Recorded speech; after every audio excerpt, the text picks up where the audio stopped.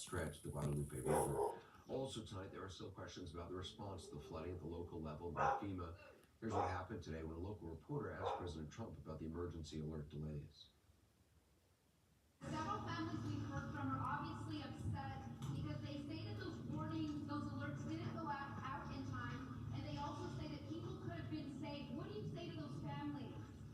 Well, I think everyone did an incredible job under the circumstances. This was, I guess Christie said, a 1 in 500, 1 in 1,000 years. And I just have admiration for the job that everybody did.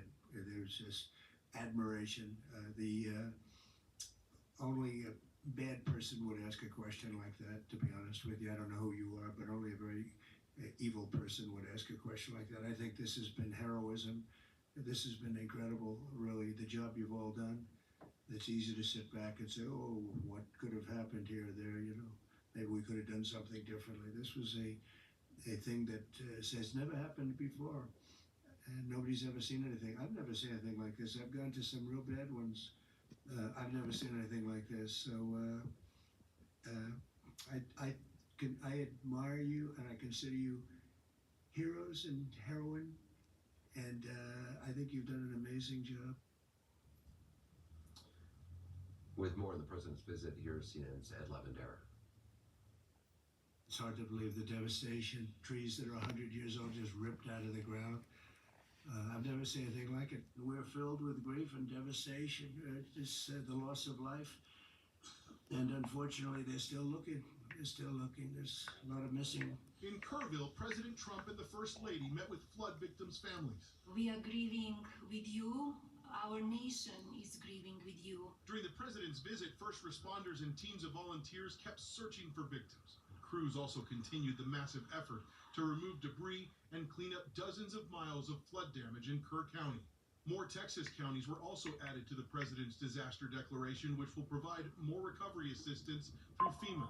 Before Trump's arrival in the Texas Hill Country, a Department of Homeland Security spokesperson put out a statement saying that, quote, FEMA as it exists today will no longer exist, leaning more on local authorities to manage disaster recovery. But President Trump appears to be changing course on those plans to phase out FEMA and praised the agency for its response. My administration is doing everything in its power to help Texas. When the request was made for the emergency funds, Christie, I think we gave it within about 2 minutes, maybe less, and they had everything they needed, right? That runs counter to what 4 sources told CNN that the disaster agency's response was delayed by more than 72 hours after the flooding, slowed by Homeland Security Secretary Kristi Noem's policy that requires her approval for even small FEMA expenditures. One Democratic congressman is calling for an investigation into FEMA's initial response. All along the Guadalupe River, communities are relying on an army of volunteers to get through the first days of this tragedy.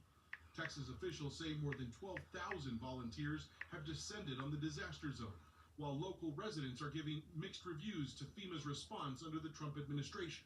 I really appreciate his support. We just need to see a little bit more action from the federal government. Daniel Olivas is retired from the U.S. Army Corps of Engineers. Floodwaters ravaged his home on the riverbank, and so far it's been volunteers helping him clear everything out. Like everybody, we're exhausted. We need a break, and we need the resources from our government to step in and come in behind the wave of volunteers and provide resources such as debris cleanup. That's a big one, because if it wasn't for these guys, that debris would have been there probably for months. Some residents say they are being shuffled from agency to agency for help. I came here to talk to FEMA about the rental property we have. Turns out because we don't have flood insurance on that house, and the insurance company can't help with it. But FEMA can't because it's a secondary property. So then I talked to the community action people, and they gave us a mop and some stuff to help. Tributes, meanwhile, to the victims grow. Crossings, snapshots of the lives lost, framed by flowers. Fill a memorial wall to the more than 120 people found dead after the floods receded. And residents, including 91-year-old Charles Hansen, are doing what they can to make things a little better each day. I had to borrow a rake and a shovel and everything. I think the best thing I can do in respect for the people is to help clean up the mess. Anderson, in the weeks since the devastating flooding, search teams and volunteers have been scouring the Guadalupe River. It's an emotionally draining task, especially for those who have found victims. And what is sinking in for many people here is that it's also a recovery and a search that will not end anytime soon. Anderson? Ed Lavendera, thanks so much. Ed mentioned CNN's reporting that Secretary Noem didn't authorize FEMA's deployment of urban search and rescue teams until more than 72 hours after the flooding began, according to multiple sources. That reporting prompted Florida Congressman Jared Moskowitz to send a letter to the congressional committees that oversee FEMA. He's calling for a formal investigation to FEMA's response to the flooding. Congressman Moskowitz joins me now. We should also note that he worked as director of the Florida Division of Emergency Management prior to his time at Congress. So, Congressman, have you gotten any response to your letter? No, I've not gotten any response to my official letter, Anderson. I don't expect that Congress is on break. But when we get back on Monday, I'll be going to see the chairman and ranking members of both committees, because the idea that FEMA did not send or activate, because FEMA doesn't have swift water rescue crews. These crews are located in other states. They were either located in New Orleans, they were located out of Omaha, or even out of Florida, where Task Force 1 and Task Force 2 are located. The idea that they weren't activated within 24 hours, and it took 3 days for the secretary to make that decision, is not only unconscionable, I've never even heard of FEMA doing that. These decisions usually get made quickly. They get made by the FEMA administrator, and that's part of the problem here, is that, look, we've known for a while that FEMA's needed reform. There's lots of reforms that have been proposed. But what the secretary has done is actually broken the agency to the point that the only person who can make a decision is the secretary, no longer the acting administrator, who, by the way, hasn't even been on the ground. Again, that is unprecedented. The idea that the FEMA administrator is not on the ground with the president, always travels with the president, always travels with the secretary to a disaster area. He's not there because he's got no experience in disaster management. And so these decisions, Anderson, not only have not made FEMA more efficient, not only have not reformed FEMA, they've made FEMA slower, the direct opposite of what we need to accomplish. It's interesting to me to hear from both the governor in Texas and President Trump today attacking a reporter for asking a question about, response times and should, could things have been done better, and or is there something that could be fixed for the next time?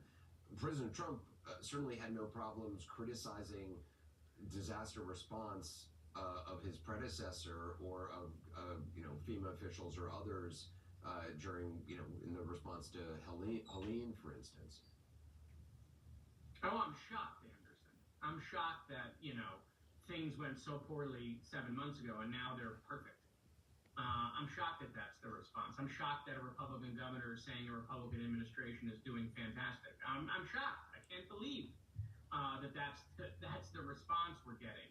The truth is that President is correct. The people on the ground, those first responders, those folks that are dedicating their time, right, the charities that are there, they are heroes.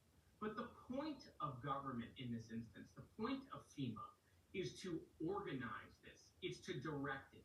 It's to be the conductor of all of the pieces, the moving parts. And that's what is missing. And I will tell you, the response to Texas is either on par or slower than the response to the floods that were in North Carolina that the president criticized. And that's why I want an investigation, because what we need to do is we need to do an after-action review. We do that after every disaster. What worked, what didn't work, and what can we improve? If we don't ask those questions, we don't learn from the mistakes that were made. Did they not issue the evacuation orders fast enough? Did they not move in swift water rescue crews fast enough? Did the fact that they didn't have an alert system in the county add to any delay? There's a 3-hour gap between when they sent out that final warning and when they did evacuation orders. And those are done at the local level. How is the communication between the locals, the state, the regional offices at FEMA and headquarters? How long did it take headquarters to give an answer? That is what we need to find out. That is why you do an investigation. Congressman Moskowitz, I appreciate your time. Thank you very much. We'll continue to follow it. Coming up next, more from Kerrville and mounting frustration on the ground there, and later remembering longtime CNN political analyst and friend David Gergen, who's died at the age of 83.